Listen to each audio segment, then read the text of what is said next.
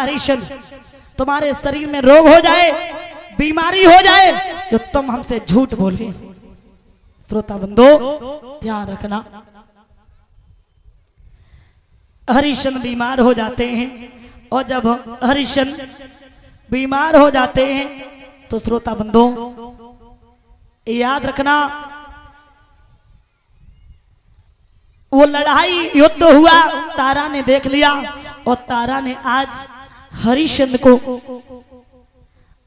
पूछा ये क्या कर रहे हो, और रोहित को अपनी गोदी में बैठा ला और कहा लाला चले जाओ, हम यही समझ लेंगे कि मेरी कोख से किसी ने जन्म नहीं लिया, लाला चले जाओ। बज जइयो लला मेरे अंगना से रे रमी जइयो,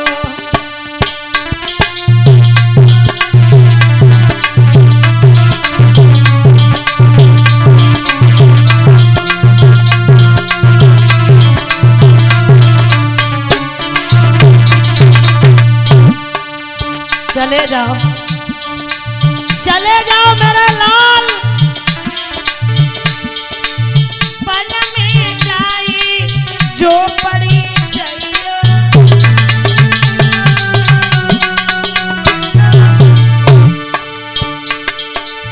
बीका मान की गुजर चलैया,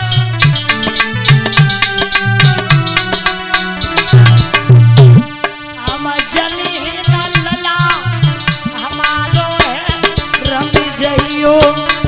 भज जइयो लला मेरे अंगना से जइयो।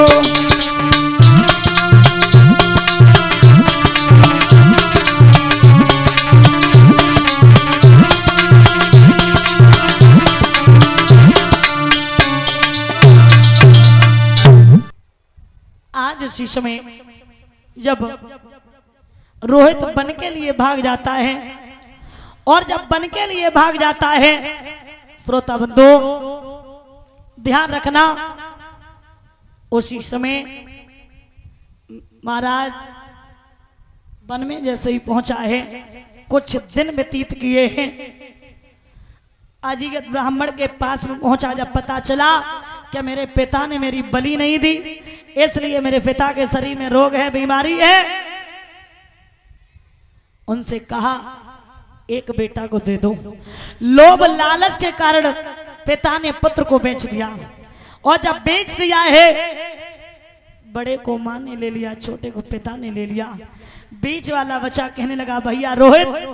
मेरा इस दुनिया में कोई नहीं, तू मुझे ले चल, मेरा इस दुनिया में कोई नहीं है, तू मुझे ले चल। और आज उसी समय श्रोता बंधो क्या हुआ है, लेकर के पहुंचा विश्वामित्र, वशिष्ठ,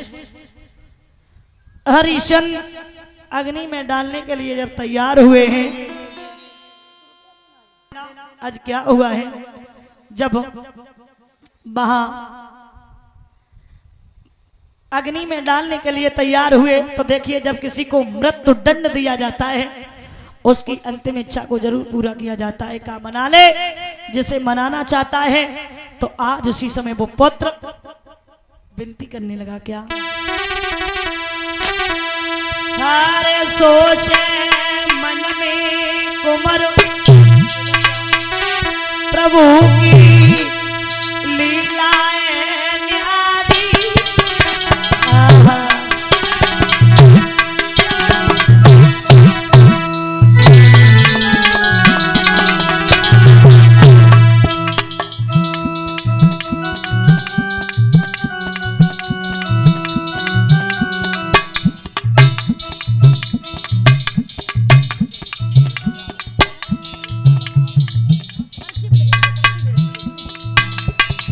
प्रार्थना करता है कैसे,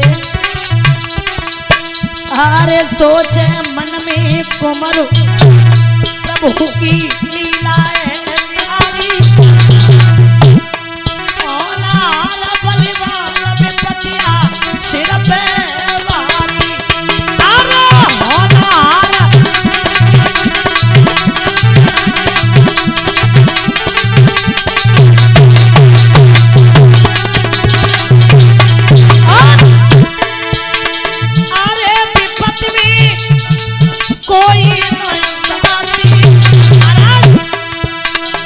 दुख में भाई बंधु मित्र और क्रिया छूट जाती, दुख में भाई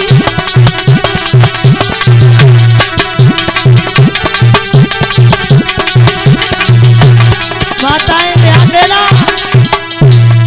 कैसे ही किस्मत के खेल उम्र की छूटी निडका, कैसे ही नार के खेला लला की छूट गई बवकारी।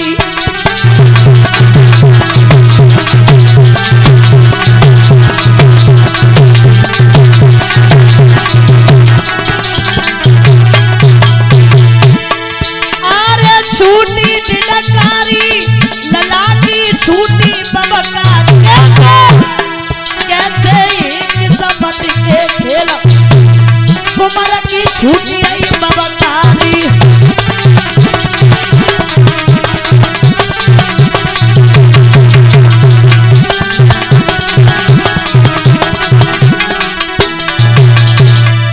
उसी समय आज विश्वामित्र को खबर मिली मेरे भांजे को अग्नि में डालना चाहते। उसी समय कहा हरिश्चंद्र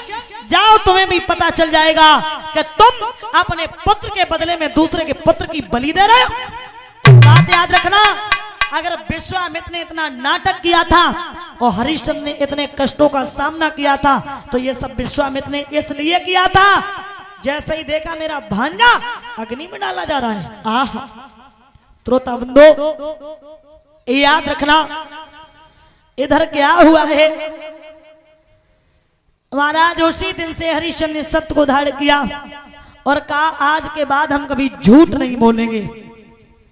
आज के बाद हम कभी झूठ नहीं बोलेंगे। उसी दिन से सत्य को धारण किया। श्रोता बंधो अब हरिश्चंद्र की बड़ाइयां और चर्चा होने लगी। अगर कोई सत्यवादी है तो हरिश्चंद्र, देखिए जब कोई शिष्य अपने गुरु का नाम रोशन करता है तो गुरु को बड़ा घमंड होता है,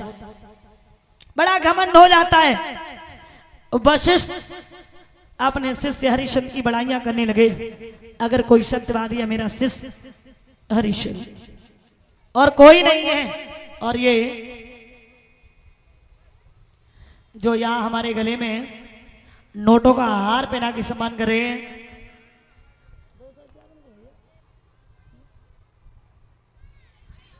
जो यहाँ 251 नोटों का हार पहना के सम्मान करे, प्रिंस यादव ग्राम विल्सडे से, हम तो कह नहीं पा रहे विल्सडे देखा, हाँ प्रिंस ही है ना मेरे बिल बिल क्या है ना